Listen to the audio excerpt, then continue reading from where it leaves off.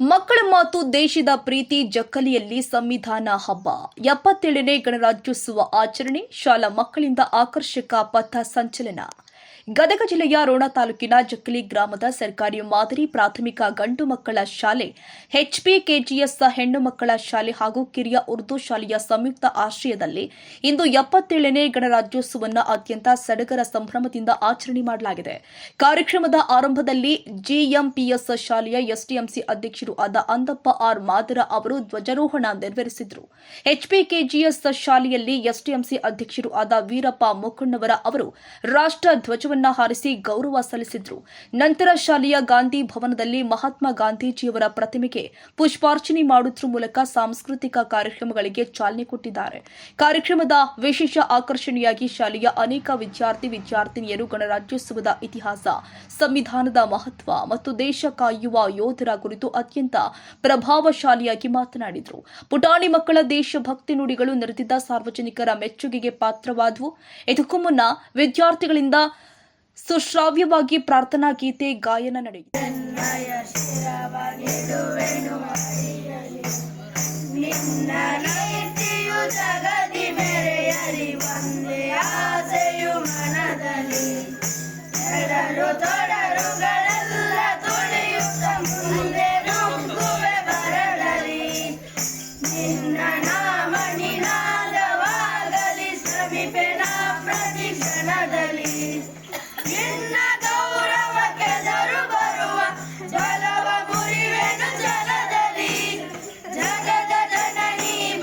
ಧ್ವಜಾರೋಹಣ ಮತ್ತು ಸಭಾ ಕಾರ್ಯಕ್ರಮದ ಕುರಿತು ಮಾತನಾಡಿದ GMPS ಶಾಲೆಯ STMC ಉಪಾಧ್ಯಕ್ಷರು ಆದ ಕವಿತಾ ಆದಿ ಅವರು, ನಮ್ಮ ಸಂವಿಧಾನ ಪ್ರತಿಯೊಬ್ಬರಿಗೂ ಸಮಾನ ಹಕ್ಕು ಮತ್ತು ಕರ್ತವ್ಯಗಳನ್ನು ನೀಡಿದೆ.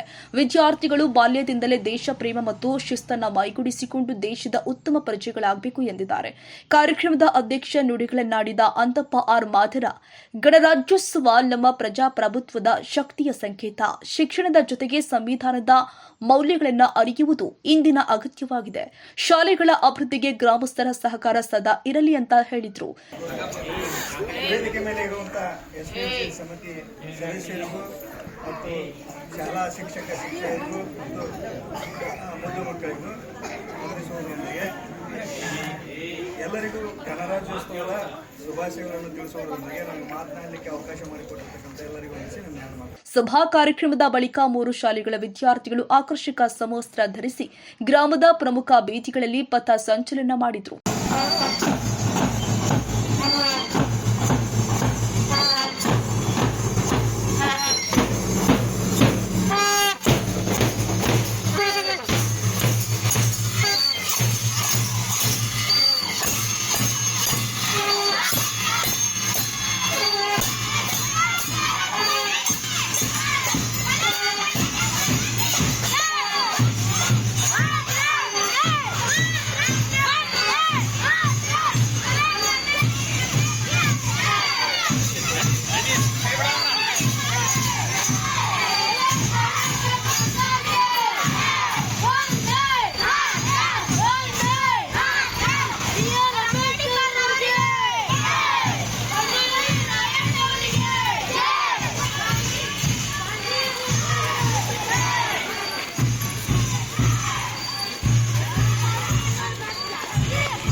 ಗ್ರಾಮ ಪಂಚಾಯಿತಿ ಹಾಲು ಉತ್ಪಾದಕರ ಸಂಘ, KCC ಬ್ಯಾಂಕ್, ಸಂಗೊಳ್ಳಿ ರಾಯಣ್ಣ ವೃತ್ತ ಹಾಗೂ ಈರಣ್ಣ ದೇವಸ್ಥಾನದ ಆವರಣದಲ್ಲಿ ಧ್ವಜಾರೋಹಣ ನೆರವೇರಿಸುವ ಮೂಲಕ ದೇಶ ಪ್ರೇಮದ ಘೋಷಣೆಗಳನ್ನು ಮೊಳಗಿಸಿದ್ರು.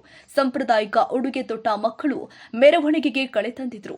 ಕಾರ್ಯಕ್ರಮದ ಸ್ವಾಗತ ಭಾಷಣ AM ಸೂರ್ಯ ಭಟ್, ನಿರೂಪಣೆ MV ತಾಳಿಕೋಟಿ, ವಂದನಾರ್ಪಣೆ SA ಪಲ್ಲೆದ. ಇದೇ ಸಂದರ್ಭದಲ್ಲಿ GMPS ಶಾಲೆಯ ಮುಖ್ಯೋಪಾಧ್ಯಾಯಿನಿ AB ಜಕ್ಕಲಿ, HPKGS ಶಾಲೆಯ SP ಗವಿ, ಗ್ರಾಮ ಪಂಚಾಯಿತಿ ಸದಸ್ಯ ಗುರಪ್ಪ ರೋಣದ, ಶಿಕ್ಷಕರುಗಳು ಆದ MAP Shettar, CS Bellatti, CS ಘೋಡೆಸವಾರ, Vijayakumar S ಯಲ್ಲರೆಡ್ಡಿ, PG Huilgol ಹಾಗೂ STM ಸದಸ್ಯರು ಆದ ಮುತ್ತಪ್ಪ ಮರಬಸಪ್ಪನವರ್, ಮುತ್ತಪ್ಪ ಕಾಳಿ, ಬಸಪ್ಪ ಚಿನ್ನೂರು, ಕಳಕಪ್ಪ ರಂಗಣ್ಣವರ, ರಜಾಕ್ ಅಹ್ಮದ್ ಗಡಾದ್, ಕವಿತಾ ಪಾಟೀಲ ಮತ್ತು ಗ್ರಾಮಸ್ಥರು ಪಾಲ್ಗೊಂಡಿದ್ದರು. ವಿದ್ಯಾರ್ಥಿಗಳು ದೇಶಭಕ್ತಿ ಗೀತೆಗಳಿಗೆ ಹೆಜ್ಜೆ ಹಾಕುವುದರ ಮೂಲಕ ಹಾಗೂ ಗಣರಾಜ್ಯೋತ್ಸವದ ಕುರಿತು ಭಾಷಣ ಮಾಡುವುದರ ಮೂಲಕ ತಮ್ಮ ಪ್ರತಿಭೆ ಪ್ರದರ್ಶಿಸಿದರು.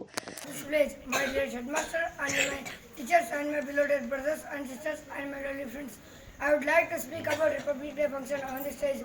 First, I wish you Happy Republic Day to all Indians. We got freedom on 15th August 1947.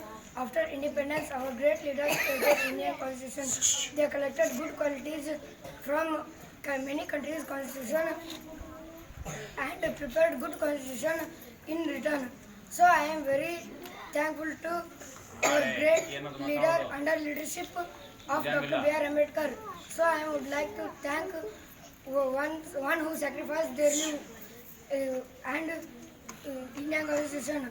So I am very thankful to you. One and all, Jai Hind. 77ನೇ ಗಣರಾಜ್ಯೋತ್ಸವದ ಶುಭಾಶಯಗಳು. ಜನನಿ ಜನ್ಮಭೂಮಿಶ್ಚ ಸ್ವರ್ಗಾದಪಿ ಗರಿಯಸೆ. ಭಾರತ ನಮ್ಮ ದೇಶ, ನಮ್ಮ ಹೆಮ್ಮೆ. ಭಾರತ ನಮ್ಮ ದೇಶ, ನಮ್ಮ ತಾಯಿ. ಸಾವಿರಾರು ವರ್ಷಗಳ ಗುಲಾಮಗಿರಿಯ ಅತಂತ್ರದಲ್ಲಿ ಸ್ವಾತಂತ್ರ್ಯ ಪಡೆದು ಗಣತಂತ್ರಕ್ಕೆ ಕಾಲಿಟ್ಟ ಸುದೀನ 1950 ಜನವರಿ 26ರಂದು ಡಾಕ್ಟರ್ B.R. ಅಂಬೇಡ್ಕರ್ ಅವರ ನೇತೃತ್ವದಲ್ಲಿ ಭಾರತ ಸಂವಿಧಾನ ರಚನೆಯಾಯಿತು. ಗಣರಾಜ್ಯೋತ್ಸವವನ್ನು ಗೌರವದಿಂದ ಬಹಳ ಅರ್ಥಪೂರ್ಣವಾಗಿ ಆಚರಿಸುವುದರ ಮೂಲಕ ಎಲ್ಲ ಭಾರತೀಯರ ಕರ್ತವ್ಯವಾಗಿದೆ. ಸಾವಿರಾರು ಜಾತಿಗಳು, ನೂರಾರು ಭಾಷೆಗಳು, 16 ಮತಧರ್ಮಗಳಿಂದ ತುಂಬಿಕೊಂಡಿರುವ ಭಾರತ ತನ್ನದೇ ಆದಂಥ ವಿಶೇಷ ಚರಿತ್ರೆ, ವಿಶಿಷ್ಟ ಪರಂಪರೆಯನ್ನು ಹೊಂದಿದೆ. ಭಾರತೀಯ ಸಮಾಜದಲ್ಲಿ ಅಂತರ್ಗತವಾಗಿರುವ ಸಾಮಾಜಿಕ ಅಸಮಾನತೆಗಳ ಮೂಲಕ ನಿರಂತರ ಹೋರಾಟ ನಡೆಸಿದ ದೀರ್ಘ ಪರಂಪರೆಯನ್ನು ಹೊಂದಿದೆ.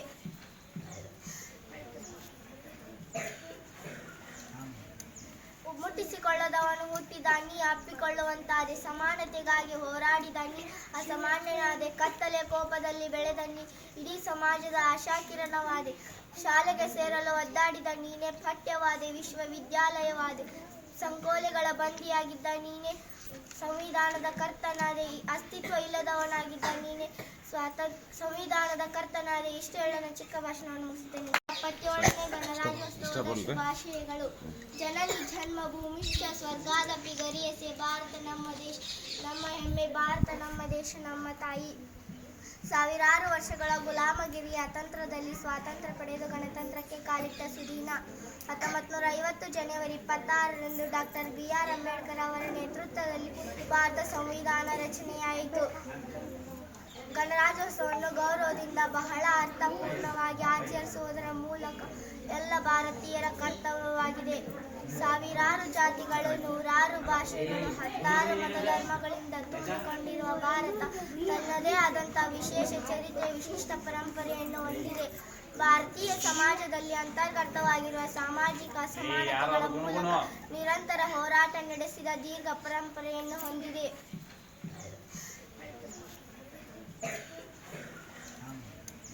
ಮುಟ್ಟಿಸಿಕೊಳ್ಳದವನು ಹುಟ್ಟಿದಾನಿ, ಅಪ್ಪಿಕೊಳ್ಳುವಂತಾದೆ. ಸಮಾನತೆಗಾಗಿ ಹೋರಾಡಿದಾನಿ, ಅಸಾಮಾನ್ಯನಾದೆ. ಕತ್ತಲೆ ಕೋಪದಲ್ಲಿ ಬೆಳೆದನಿ, ಇಡೀ ಸಮಾಜದ ಆಶಾಕಿರಣವಾದೆ. ಶಾಲೆಗೆ ಸೇರಲು ಒದ್ದಾಡಿದ ನೀನೆ, ಪಠ್ಯವಾದೆ, ವಿಶ್ವವಿದ್ಯಾಲಯವಾದೆ.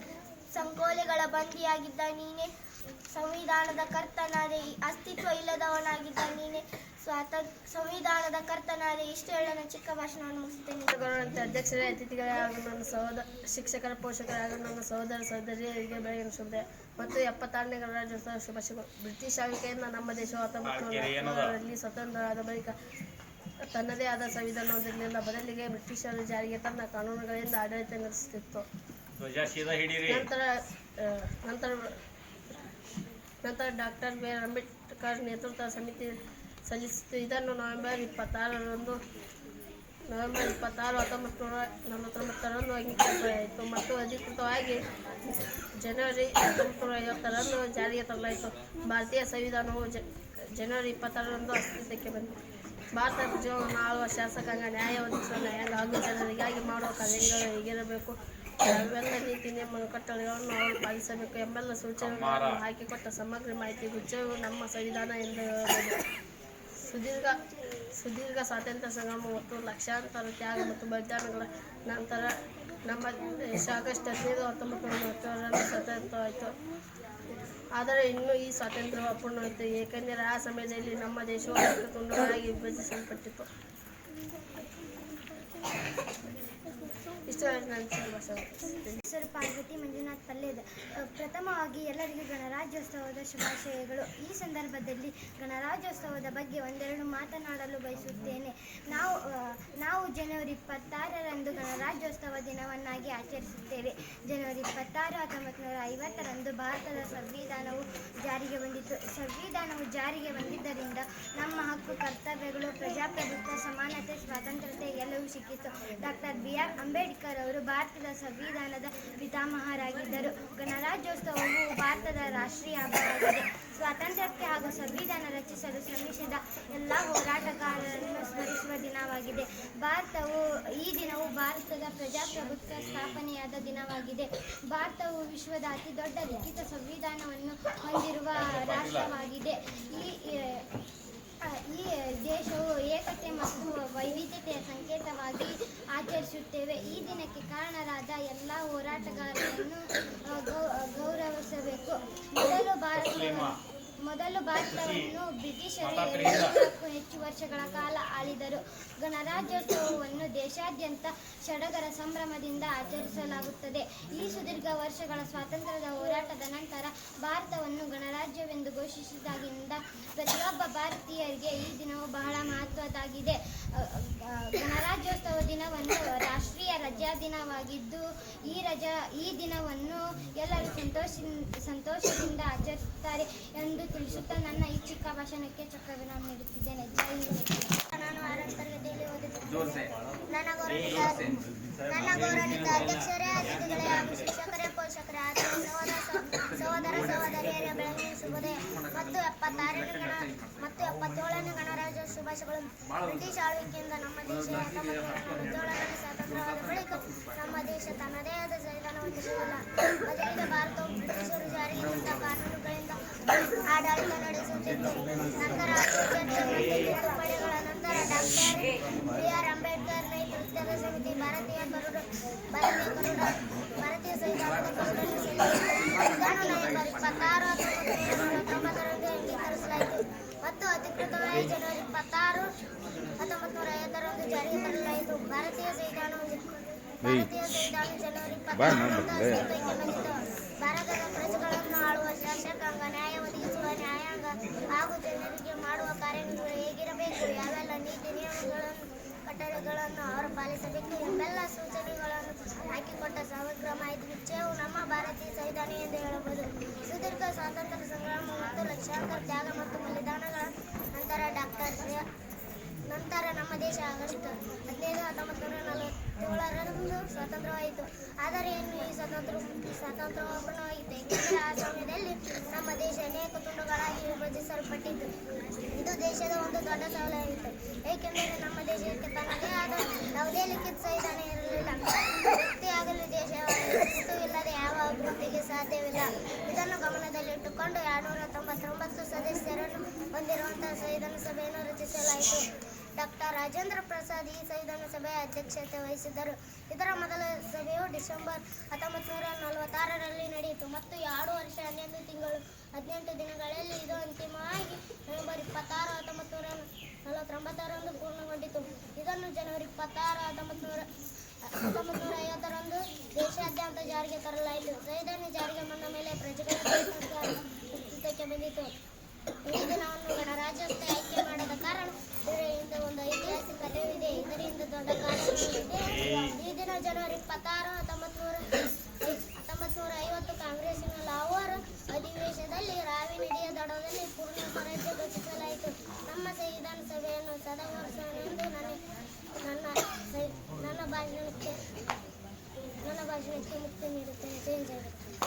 ವಿಶ್ವದಲ್ಲಿ ಅತಿ ದೊಡ್ಡ ಲಿಖಿತ ಸಂವಿಧಾನ ಹೊಂದಿರುವುದು. ಪ್ರಜೆಗಳಿಂದಲೇ ಪ್ರಜೆಗಳಿಗಾಗಿಯೇ ಪ್ರಜೆಗಳಿಗೋಸ್ಕರ ನಡೆಸುವ ಆಡಳಿತವೆಂದು ಪ್ರಜೆಗಳನ್ನು ಪ್ರಭುಗಳಂತೆ ಭಾವಿಸುವ ದೇಶ ನಮ್ಮದು. 1947ರಲ್ಲಿ ನಮಗೆ ಸ್ವಾತಂತ್ರ್ಯ ಸಿಕ್ಕರೂ ಕೂಡ ನಮಗೆ ಸಂವಿಧಾನ ಹೊಂದಿರಲಿಲ್ಲ.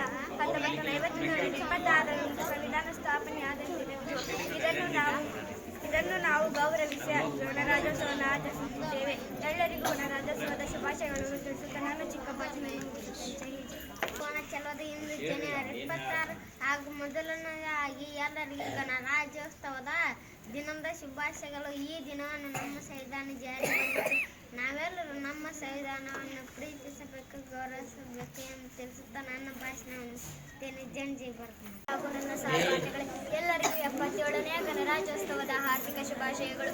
ನಮ್ಮ ರಾಷ್ಟ್ರೀಯ ಹಬ್ಬಗಳಲ್ಲಿ ಒಂದಾದ ಗಣರಾಜ್ಯೋತ್ಸವವನ್ನು ದೇಶಾದ್ಯಂತ ಸಂಭ್ರಮ ಸಡಗರದಿಂದ ಆಚರಿಸಲಾಗುತ್ತದೆ.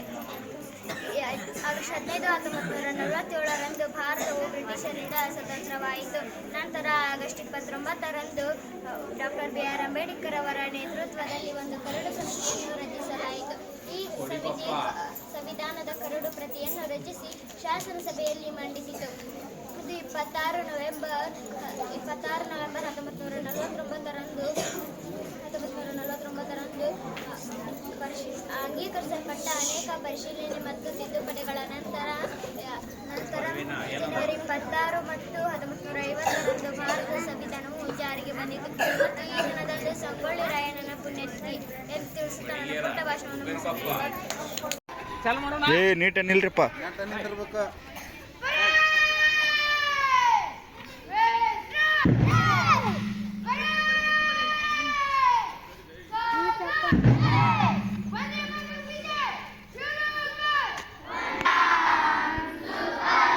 ರಾಷ್ಟ್ರಕ್ರಾಂತಿ ನ್ಯೂಸ್ ರೋಣ.